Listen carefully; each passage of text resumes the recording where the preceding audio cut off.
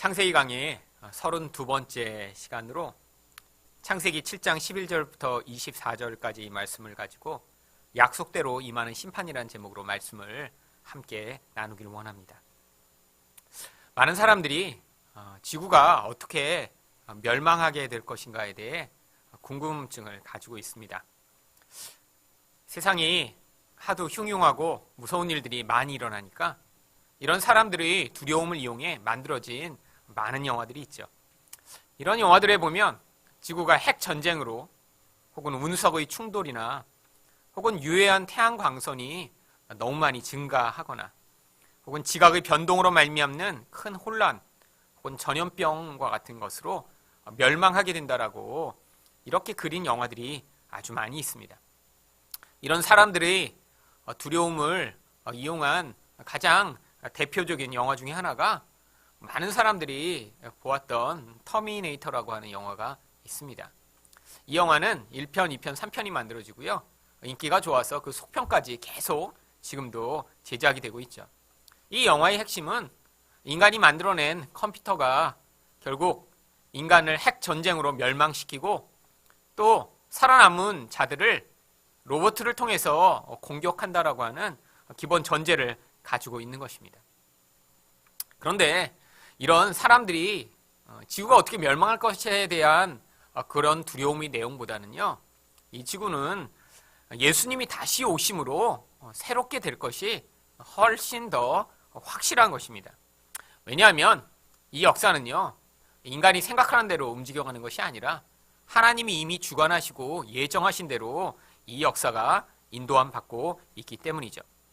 그렇다면 우리가 관심을 가져야 할 것은요, 앞으로 이 지구가 어떻게 멸망할 것인가에 대한 그런 관심이 아니라 지금 우리가 이 세상을 살아가며 하나님의 개입으로 말미암는 그런 하나님 백성을 하나님 백성답게 만드는 그런 심판이 어떻게 일어나고 있는지, 지금 임하고 있는 심판에 대해서 관심을 가져야 할 것입니다.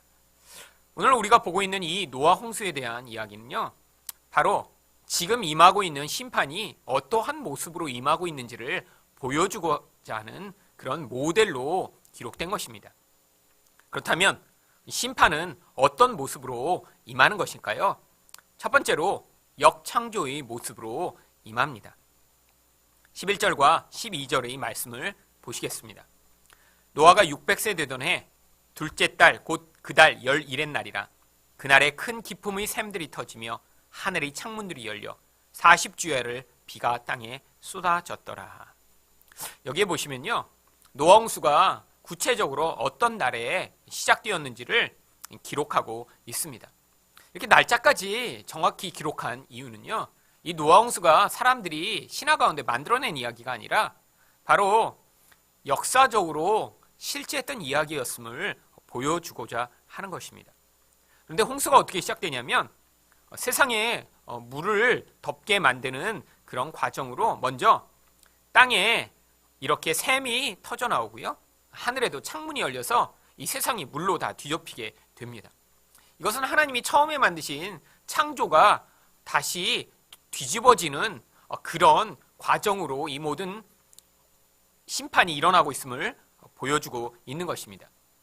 하나님은 원래 지구를 덮고 있던 물을요, 하늘의 물과 땅의 물로 나누셨습니다. 그리고 그 중간에 궁창을 만드셨죠. 또 땅을 뒤덮고 있던 물도요, 육지를 나타나게 하심으로 말미암아 땅을 덮는 물이 바다로 몰려가 그곳에 머물고 육지는 마른 땅이 되도록 하셨죠. 그런데 이렇게 마른 땅이던 육지 가운데 하나님이 구멍을 내시고 거기서 샘을 터지게 만드셨어요. 그 육지가 물에 덮였을 뿐 아니라 하늘로 나뉘어 있던 그 물이 또 땅으로 다 쏟아짐으로 말미암아 이 세상이 이렇게 물로 뒤덮이게 되는 이 과정을 통해 하나님의 심판이 나타나게 됨을 보여주신 것입니다. 그런데 왜 맨 처음에 하나님이 이렇게 물로 덮여져 있던 것을 왜 그렇게 하늘의 물과 땅의 물로 나누시고 또 땅에도 마른 육지가 나타나도록 하신 것일까요? 물론 이 땅 가운데 이렇게 마른 땅이 있어야 짐승들과 풀과 사람이 살 수 있지만 이런 하나님의 창조의 모형을 통해 이렇게 하나님이 어떻게 창조하시고 그 창조의 결과가 무엇인가를 하나님이 백성들에게 가르치시고자 한 것입니다. 그 가장 중요한 이유는요, 바로 물은 성경에서 혼돈과 불안정과 죽음과 심판과 저주를 상징하는 것이기 때문입니다. 하나님이 이렇게 물로 덮여있던 지구 가운데 마른 땅을 나타나게 하시고 물을 물러가게 하신 것은요, 바로 이렇게 창조받은 하나님의 백성들의 인생 가운데 이런 혼돈과 불안정과 저주와 죽음이 사라지고 그 안에 그 반대되는 영향력인 바른 질서와 생명과 하나님의 축복이 임하게 될 것임을 보여주시고자 한 것이에요. 그런데 심판은 무엇입니까? 이렇게 하나님이 만들어 놓으신 그런 창조의 질서가 다시 되풀이되면서 인생 가운데 저주와 죽음과 심판이 나타나는 것 같은 모습으로 나타나기 시작하는 것입니다. 그런데 왜 이런 심판의 모습이 하나님의 백성들에게도 동일하게 나타나는 것일까요? 그 이유는요, 원래 하나님이 하나님의 백성들 가운데 만들어 놓으신 그 질서가 모든 죄로 말미암아 다 파괴되어 버렸기 때문입니다. 왜 그런데 하나님의 백성들의 인생 가운데도 이런 심판과 같은 모습이 나타나게 되는 것일까요?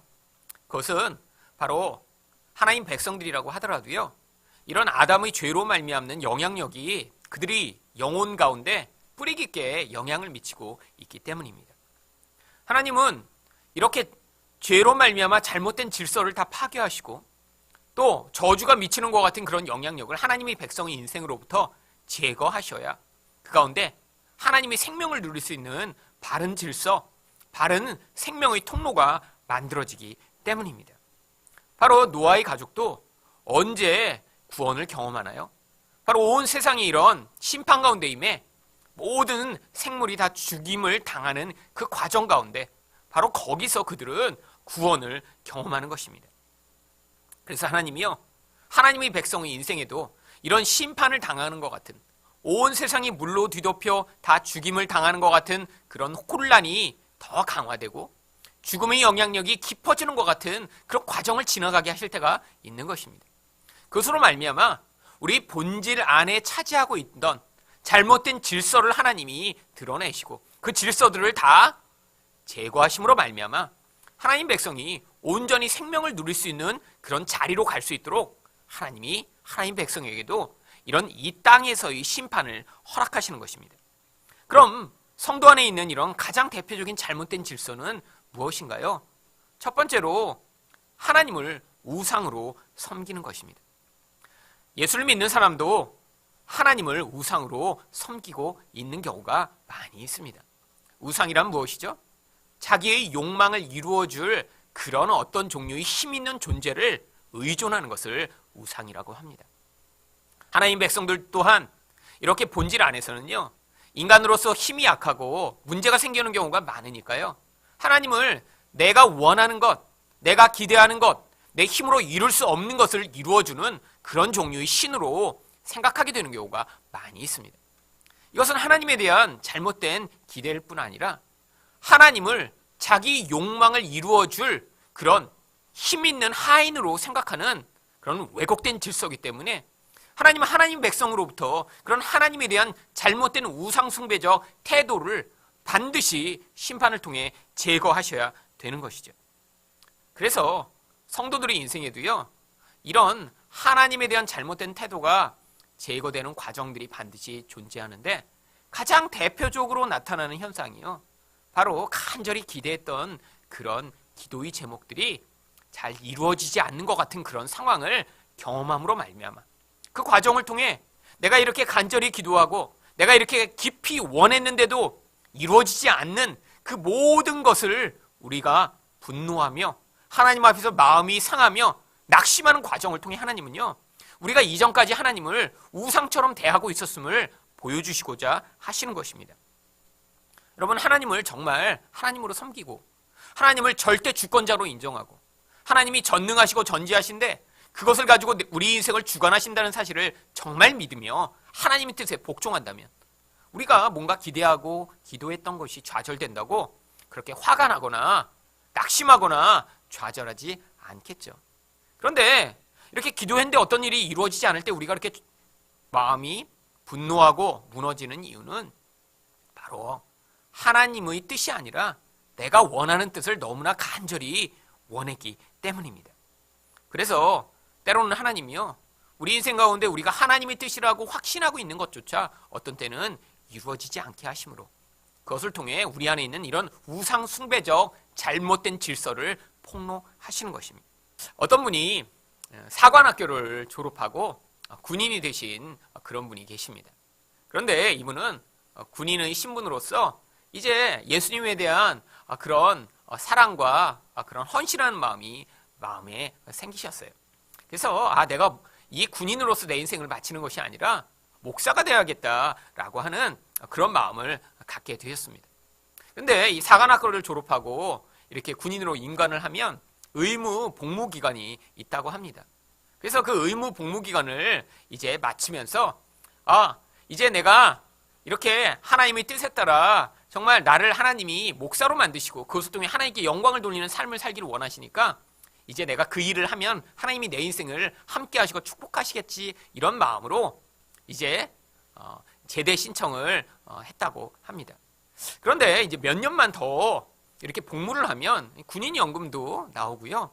사실 이렇게 그 이후로 이게 뭐 어느 지위까지 올라가는 거는 이제 군대에서 당연하게 예정된 일이었기 때문에 이렇게 의무 복무 기간을 마치고 나서도요, 많은 사람들이 제대를 하지 않는데 이렇게 이분이 제대를 하니까 주변의 친구들과 사람들이 많이들 이상하게 생각을 했다고 해요. 그런데 이 사모님도 이렇게 안정된 길을 놔두고 이렇게 어려운 길을 가려고 하느냐라고 하셔서 이분이 내가 이렇게 제대를 하게 하고 또 내가 이렇게 신학의 길을 걷게 하면 당신도 공부를 하게 해주겠다, 이런 약속을 했다고 해요. 그런데 이분은 이제 신학을 한국에서 하는 게 아니라 미국에 유학을 해서 이렇게 거기에서 신학 공부를 하기로 이렇게 결정을 하고요. 이제 유학을 준비를 했어요. 그런데 사모님에게도 같이 유학할 수 있는 그런 기회를 주겠다고 약속을 하셨기 때문에 사모님도 그때 아기가 이렇게 만삭인 상태로 유학 공부를 위해 토플 준비를 하셨다고 해요. 그런데 이렇게 만삭인 상태로 이 사모님은 토플 학원을 3개월 만에 다닌 다음에 이제 점수가 잘 통과를 한 거예요. 그런데 이 목사님은 계속해서 토플 시험을 보는데 5번을 볼 때까지 토플 점수가 늘 1점 내지 2점이 계속 모자랐다고 합니다. 그래서 너무너무 마음이 초조해지고 힘들어진 거예요. 아니 실제로 내가 신학을 하고 내가 유학하겠다고 했는데 왜 하나님이 이렇게 1점, 2점을 계속해서 모자라게 하시는 것일까? 그런데 마음의 한편으로는 하나님이 이렇게 내가 신학을 하니까 이 1, 2점 모자란 걸로 이렇게 신학을 못하게 하시겠어? 그래서 일단 아내가 토플 시험을 통과했으니까 아내가 유학을 할 때 나도 같이 따라가서 그 학교에다 가서 직접 이게 1점밖에 안 모자라니까 나를 입학시켜달라고 하면 나도 같이 공부를 할 수 있겠지, 이런 마음으로 사모님의 F1 비자라고 하는 유학생 신분으로 유학을 가고요. 자신은 F2라고 하는 그 유학생의 배우자 비자를 받아서 미국에 유학을 떠나셨대요. 그래서 입학처에 찾아가 이렇게 1점밖에 안 모자라니까 저도 공부를 하게 해달라고 했더니 매정하게 입학처에서 거절을 했다고 그래요. 여러 차례나 찾아가서 사정을 했는데도요, 미국은 원칙이 아주 중요합니다. 1점인 것 같지만 그 1점을 절대로 용납해 주지 않는 거예요. 근데 상황이 이 목사님이 기대한 것과 정반대의 상황이 벌어지기 시작했습니다. 사모님이 공부하고요, 자신은 이제 아기를 보는 신세가 됐죠. 근데 아기도 이제 3명이나 있었기 때문에 이제 집에서 아기를 보는데 이제 낮에는 다 이제 남자들이 공부하러 가고 집에 주로 이렇게 사모님들이 아기를 보는 그런 상황에서 이 목사님이 동네를 돌아다니며 사모님들한테 이렇게 왜 낮에 아기를 보세요? 라고 이야기를 들으면 이게 변명을 하기 시작한 거예요. 사실은 제가 원래 유학하려고 했는데 이렇게 그냥 사정이 생겨서 이렇게 조금 늦어지게 됐고 저도 이제 공부를 하려고 한다고. 근데 아주머니들을 만나 계속 이런 얘기를 하다가 점점점 이제는 자신을 자책하게 되고요. 대인 기피증까지 걸렸다고 해요. 그래서 정말 하나님이 뜻이라고 생각을 했는데, 그래서 내가 잘 나가던 군대도 그만두고 유학을 하며 신학을 하면 하나님이 내 인생을 축복하시고 함께 하실 줄 알았는데 이 길이 좌절되는 것을 경험하면서 하나님에 대해서도 심각한 갈등을 겪기 시작한 거예요. 그러던 과정에 자기 형님과 통화를 할 때 그 형이 이렇게 이야기를 하셨다고 그래요. 야, 너는 여태까지 인생의 굴곡도 없이 살았는데 하나님이 이제야 너의 인생을 만지시는 것 같구나. 그래서 돌아보니까요, 정말 고등학교 때도 이제 사관학교에 가겠다고 결심을 하고 이제 바로 사관학교에 갔고요. 그러고 나니까 십몇 년 동안 군인으로서 한 번도 갈등하지 않고 살았고요. 또 결혼도 아주 일찍 해서 이제 젊은 나이에 아이도 셋이나 가진 그런 아빠가 됐고요.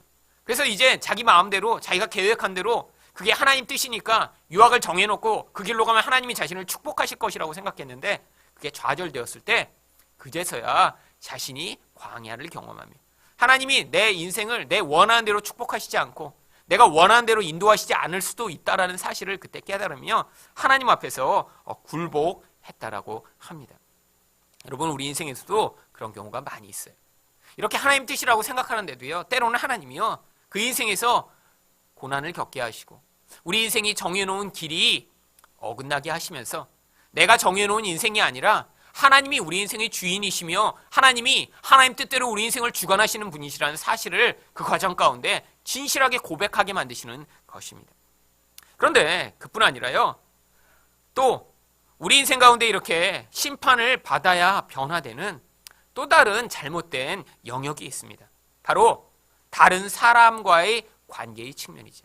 그런데 다른 사람과의 관계의 측면 가운데요, 특별히 어떠한 부분이 이렇게 심판을 통해 제거되어야 하냐면요, 다른 사람을 지배하고 통제하고 싶은 그런 욕구입니다. 여러분, 지배와 통제가 무엇이죠? 바로 이것은요, 맨 처음에 선악과를 따먹은 아담과 하와로부터 말미암아 하나님처럼 되려고 하는 인간의 욕구가 다른 관계 가운데 나타나는 영향력이 바로 지배와 통제입니다. 그래서요, 가까운 관계일수록 이렇게 지배하고 통제하려고 하는 욕구가 점점 강해지는 것들을 볼 수 있습니다. 여러분, 그런데 누군가를 지배하고 누군가에게 이렇게 자기가 원하는 대로 영향을 미치려고 하는 이런 욕망을 가지고 있으면요, 반드시 무슨 결과가 나타나냐면 관계가 깨어지는 결과가 나타납니다. 여러분, 우리 인생의 모습들은요, 다 하나님이 개입하셔서 그 인생의 목적과 결과대로 개별적으로 인도해 나가시는 거예요. 내가 아무리 친하다고, 내가 아무리 사랑한다고, 내가 가까운 사람이라고, 내가 원하는 대로 영향을 미쳐서 내가 원하는 방식대로 그 인생을 주장하려고 하면요, 거기에서 관계가 깨어지고 오히려 나쁜 결과가 나타나게 되는 것들을 경험합니다. 그런데요, 또 모든 사람은요, 남에게 지배받고 통제받는 것들을 싫어해요. 아이들부터 부모가 부모의 욕망과 욕심대로 아이를 지배하려고 통제하려고 할 때마다 거기에서 갈등이 벌어지고요, 문제가 나타나게 됩니다. 여러분, 이런 영향력이 바로 하나님이 이런 과정을 통해 결국 우리 안에 있는 이 지배욕과 통제의 욕을 드러내셔서 결국 그것들을 제거해 나가시는 과정을 심판으로 우리 인생에 주시는 모습으로 나타나는 것입니다. 우리 인생에서 이렇게 내가 어떤 영향력을 미치고 누군가의 인생을 지배하려고 할 때마다 그 관계가 결국 깨어져서 고통하는 그 결과를 통해서 내가 정말 하나님처럼 살려고 하는 이 자리에서 내려오지 않으면 내 인생이 오히려 고통스럽고 내 인생에서 행복이 사라지구나라는 사실을 고백할 수밖에 없도록 하나님이 만들게 하시는 거예요. 여러분, 그런데 이렇게 남을 지배하고 통제하려고 하는 것이 관계를 깨트린다는 건요, 성경적 원리만이 아닙니다. 세상 사람도요, 이렇게 세상을 살다 보면요, 가까운 관계 가운데 내 마음대로 다른 사람에게 영향을 미치고 지배하려고 할 때마다 관계가 깨어져서 오히려 그 관계를 통해 더 고통하게 된다는 것을 알게 되었어요. 이것은 인간 내내 경험적으로 깨닫게 되는 것이죠. 그래서 일본에는요, 정주관백협회라고 하는 그런 협회가 있다고 해요. 이 협회는 남편들이 만든 협회인데요, 어떤 목적으로 만들어졌냐면 가정에서 행복을 찾고 아내를 사랑하기 위해 만든 그런 협회라고 합니다. 근데 원래 정주관백이라고 하는 그 단어는요, 지극히 가부장적인 남편을 이야기하는 그런 표현이라고 합니다. 관백이라는 게요, 왕 밑에 있는 아주 높은 관직을 가진 그런 지위를 이야기하거든요. 그래서 내가 이렇게 지위가 높으니까 자기 마음대로 할 수 있다고 생각하는 그런 종류의 사람을 원래 이야기하는 것이 관백인데, 이 정주관백협회는요, 이런 그 관백의 자리에 있지만 하지만 아내를 천왕처럼 섬김으로 말미암아 내가 오히려 그 천왕 밑에서 복종하는 자로 살 때 가정의 행복을 찾을 수 있고 이혼을 피할 수 있다고 해서요, 이런 목적으로 이 단체를 만들었다고 해요. 그래서 여기에서는요, 초단부터 10단까지 그 남편들이 이 정주관백협회가 주장하는 그런 가르침을 잘 따라올 때 단증을 발급한다고 하는데요. 초단은 결혼한 지 3년이 지나도 아내를 사랑하는 남편들에게 발급을 한다고 합니다. 2단으로 올라가기 위해서는요, 가사 도우미처럼 집안일을 잘할 때 2단증을 주고요.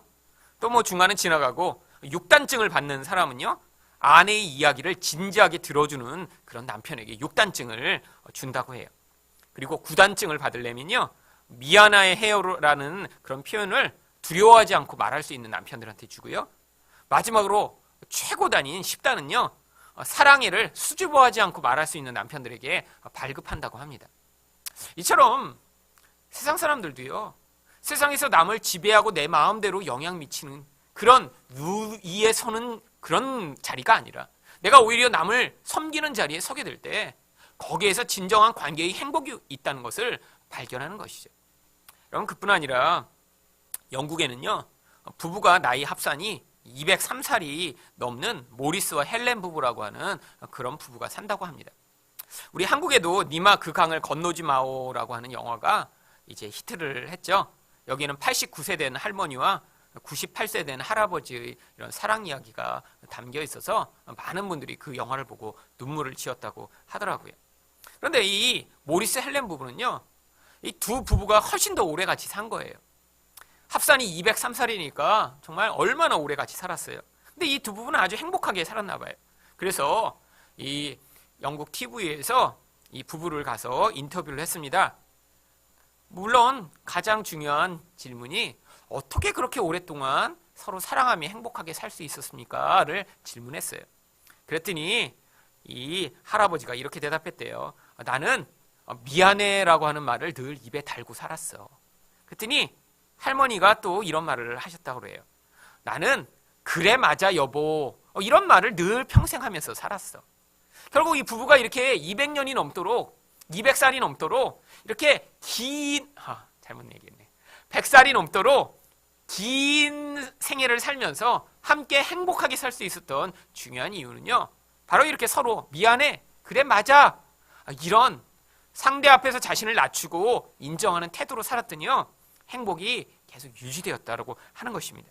그런데요, 카메라가 그 부부를 비추고 있다가 잠시 다른 곳을 비치자 이 할아버지가 그 인터뷰하는 사람에게 이렇게 귀뜸했다고 합니다. 사실 다른 거 없어. 늘 마누라한테 그냥 져주면 돼. 결국 이 할아버지는요, 지는 것이 행복을 유지하는 것이라는 사실을 깨닫고 그 비밀을 전수해 준 것이죠. 여러분, 세상 사람들도요, 이렇게 부부의 관계를 행복하게 만들기 위해 이런 삶을 사는데 하나님의 백성들은 이런 가까운 관계에서 행복을 유지하기 위해 얼마나 더 자신을 낮추고 헌신해야 하지 않을까요? 심판은 또한 두 번째로 어떠한 모습으로 임하나요? 점진적이지만 완전하게 임합니다. 17절부터 20절까지 말씀을 보겠습니다. 홍수가 땅에 40일 동안 계속된지라 물이 많아져 방주가 땅에서 떠올랐고 물이 더 많아져 땅에 넘침에 방주가 물 위에 떠다녔으며 물이 땅에 더욱 넘침에 천하의 높은 산이 다 잠겼더니 물이 불어서 15규빗이나 오르니 산들이 잠긴지라.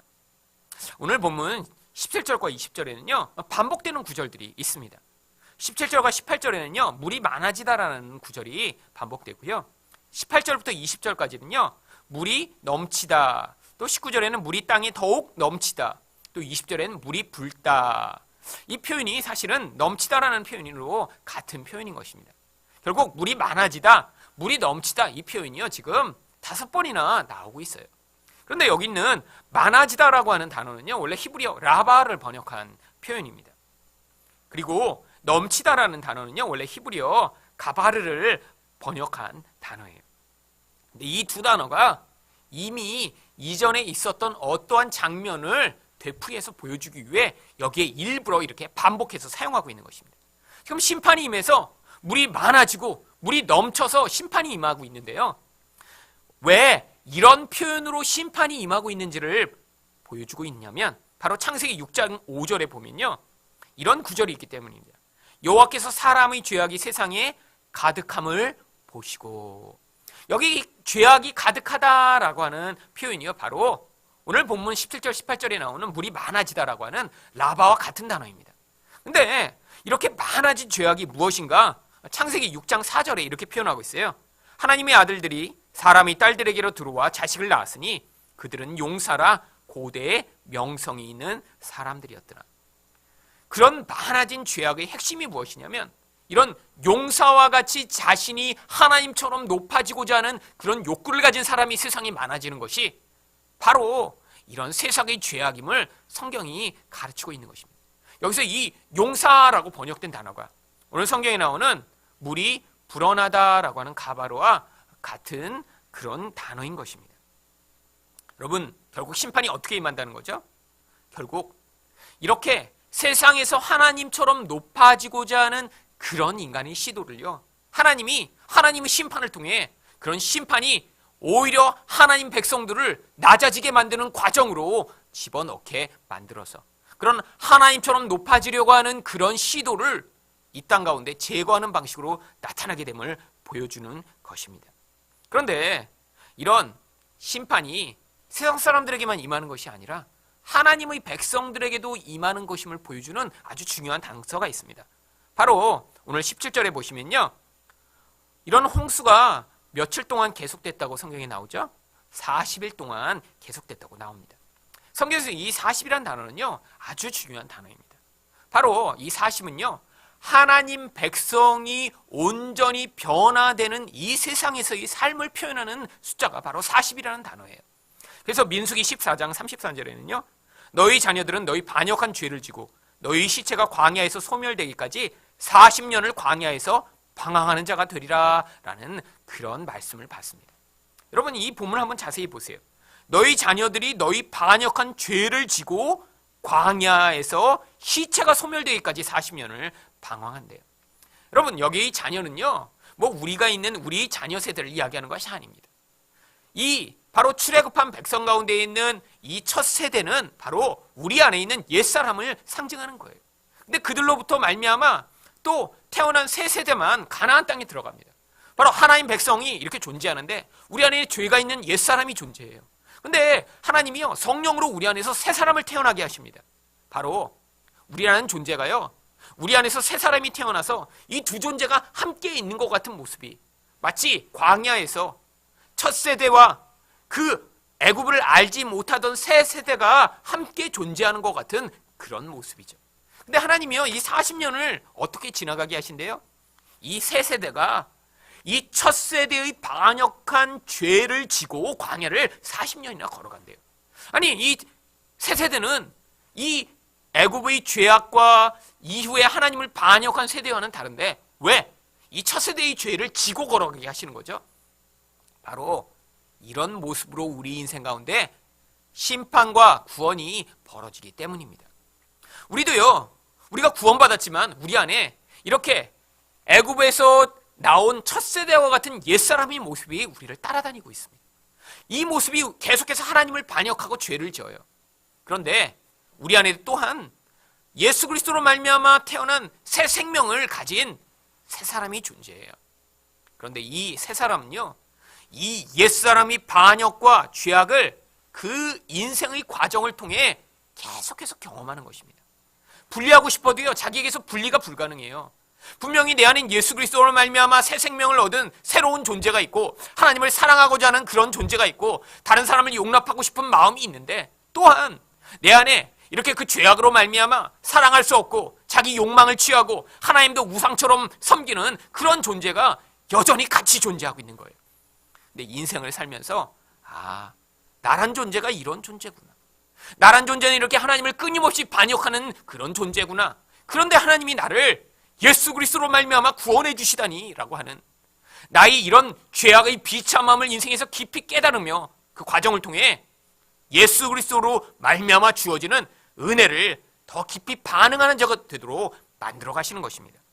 그래서요, 하나님은요, 신명기 8장 2절에서 이 40년의 광야 생활이 어떤 목적이 있는지를 이렇게 기록하고 계십니다. 내 하나님 여호와께서 이 40년 동안에 내게 광야 길을 걷게 하신 것을 기억하라. 이는 너를 낮추시며 너를 시험하사 내 마음이 어떠한지 그 명령을 지키는지 지키지 않는지 알려 하심이라. 결국 이 광야 기간을 통해요 우리를 낮추시는 것입니다.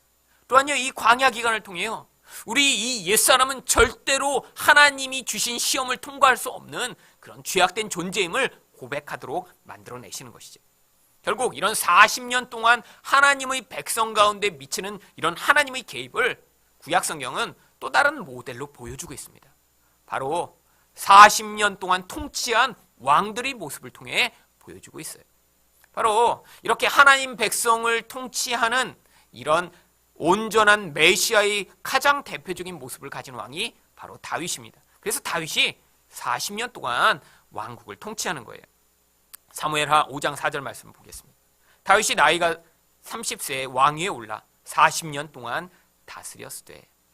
이렇게 다윗이요 예수 그리스도의 모형이 돼서 이렇게 인생 내내 하나님 백성들을 온전히 통치함으로 다윗이 했던 가장 중요한 일 가운데 하나가 바로 그 백성들을 하나님께 예배하는 백성이 되도록 만든 것입니다.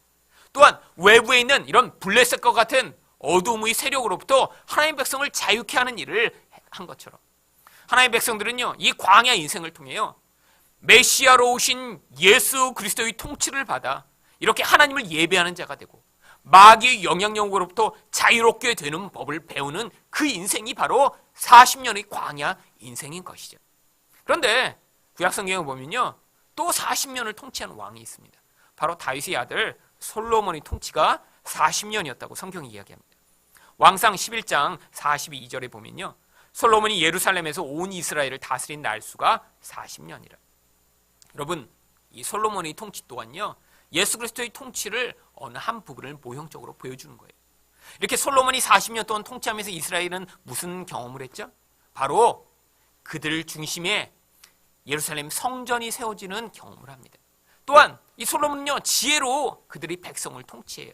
지혜로 이렇게 다스림을 받으니까 어떤 결과가 나타났죠? 나라가 부강하고 영광스러운 모습을 경험하게 됩니다. 이렇게 예수 그리스도의 온전한 통치를 경험한 자들은요 이 땅에 있어서 예수 그리스도만으로 말미암는 그런 하늘의 놀라운 지혜를 맛보고요 그 통치로 말미암는 놀라운 영광을 경험할 수 있음을 보여주면서 이 모든 일을 가능케 하는 것이 바로 그들 가운데 계신 하나님이심을 경험하게 하는 것. 이게 바로 40년간 하나님의 백성의 인생 가운데 나타나는 하나님의 통치인 것입니다. 바로 그런데 이런 통치가 40년 동안 임하는 것이 예수 그리스도로 말미암아 성취됨을 보여주기 위해 성경은요 마가복음 1장 13절에 이런 구절을 기록하고 있습니다. 광야에서 40일을 계시면서 사탄에게 시험을 받으시며 들짐승과 함께 계시니 천사들이 수종들더라. 예수님이요 바로 40일을 광야에서 시험을 받으십니다. 우리는 광야 시험을 통과하지 못했어요. 그런데 예수님이요 이 땅에 인간의 모습을 가지고 오셨어요. 이스라엘 백성들은 통과하지 못한 그 시험을 통과하시고 그리고 거기에서 그가 통과하신 그 시험의 승리를 하나님 백성들에게 전가해 주시는 것입니다. 그런데 오늘 본문에 보면요 예수님이 시험을 받으셨는데 들짐승과 함께 계셨다라고 성경이 기록하죠. 왜 예수님이 들짐승과 함께 계셨다고 성경이 이야기하는 것일까요? 바로 이것은요 바로 에덴 동산이 처음 만들어졌다.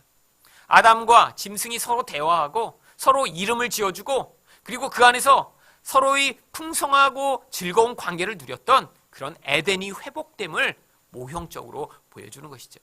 바로 하나님은요 예수 그리스도로 말미암아 하나님 백성이 이렇게 이 땅 가운데 심판을 당하고 그 가운데 죄악된 부분이 잘려나가고 광야 40년의 기간을 통해 그런 심판을 통해 높아지고자 하는 모든 부분들이 제거될 때 예수 그리스도로 말미암는 그 통치로 말미암아 이 땅 가운데 에덴이 회복되는 것 같은 놀라운 은혜와 풍성함을 누릴 수 있도록 만들어 주시는 것입니다. 마지막으로 심판은 어떤 모습으로 임하나요? 선택된 존재만 남기는 모습으로 임합니다. 21절부터 23절까지 말씀을 보겠습니다. 땅 위에 움직이는 생물이 다 죽었으니 곧 새와 가축과 들짐승과 땅에 기는 모든 것과 모든 사람이라. 육지에서 그 코에 생명의 기운의 숨이 있는 것은 다 죽었더라. 지면의 모든 생물을 쓸어버리시니 곧 사람과 가축과 기는 것과 공중의 새까지라. 이들은 땅에서 쓸어버림을 당하였으되 오직 노아와 그와 함께 방주에 있던 자들만 남았더라. 오늘 본문 21절에서 23절에 보면요 다 모든 이런 단어가 5번이나 반복됩니다. 무엇을 의미하나요? 하나님이 심판이 임하면 그 가운데 살아남을 수 있는 존재가 아무것도 없음을 보여주는 것입니다. 이것은 다른 말로 이야기하면요, 하나님 백성 가운데 존재하는 세상의 영향받은 그런 모습, 죄악된 모습이 반드시 전부 다 심판을 당해 죽임을 당해야 됨을 보여주는 것입니다. 그런데 오늘 23절에 이런 다와는 대조되는 한 단어가 등장합니다. 바로 오직이라고 하는 단어입니다. 오직 노아와 그와 함께 방주에 있던 자들만 남았더라. 이 오직은 하나님의 은혜가 그런 다 심판을 당하는 가운데도 나타나게 됨을 보여주는 것이. 그런데 무엇이 이런 심판 가운데 오직 은혜를 받게 만드는 기준입니까? 바로 하나님의 은혜로 의롭게 되는 것입니다. 여러분, 우리 가운데도 이런 심판 가운데 우리가 오직 남게 되는 놀라운 은혜는요, 우리에게 그 모든 것을 통과할 만한 기준이 없고 하나님의 은혜로 부어진 의의 기준인 예수 그리스도를 믿음으로 말미암아 우리가 그런 하나님의 심판으로부터 자유케 되고 보존되는 은혜가 나타나는 것입니다. 오늘 본문에는 그래서 이런 은혜가 만들어내는 결과가 어떤 단어 안에 아주 중요하게 표현되어 있습니다. 바로 23절 마지막에 나오는 남았더라라고 하는 단어입니다. 이 남았다라고 하는 단어는 원래 히브리어로 샤르라고 하는 히브리어를 사용합니다. 근데 이 단어가 성경에서는 아주 중요한 의미로 자주 사용돼요. 바로 이 단어로부터 말미암아 남은 자 신학이라고 하는 신학이 나오게 되었습니다. 이것은요, 하나님이 우리 가운데 심판을 행하시지만 하나님이 또한 예수 그리스도로 말미암아 새롭게 태어난 새 사람을 남기심으로 말미암아 우리가 심판당한 자가 되어도 우리 안에 있는 그 새 생명이 남아 하나님을 기쁘시게 하고 하나님 나라에 가게 되는 그런 남은 자가 될 것이라고 하는 신학이 존재하는 거예요.